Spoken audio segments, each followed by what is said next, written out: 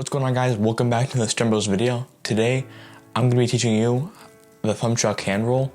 Now, not to be dissing on the Thumbchuck channel, but sometimes the tutorials are kind of hard and not really thorough, so I decided to take it on myself to make some videos that I don't really understand how to do and make it hopefully easier for you guys to understand. Now, I do reply to every comment, so if you guys ever need help, just comment down below and we'll make sure to respond as quick as possible. Like I said, today I'm going to be teaching you how to do the hand roll, which I'll give you a quick example. Is just a simple flip almost.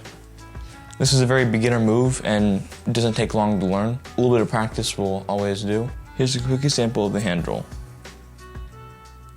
How you do this move is by keeping in mind that the bottom ball eventually becomes the top and the top ball eventually becomes the bottom. I'll do it again. See that? The bottom ball is now switched to the top, and the top ball is now switched to the bottom. How you do this move is very simple.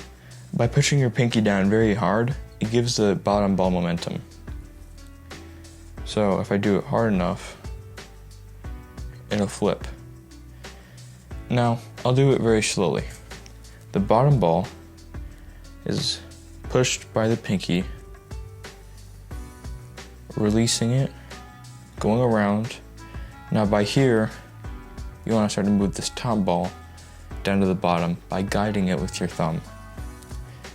Holding the bottom ball there, the top ball should come on top like that, and there you go. That's how you do the move. It's very simple and easy.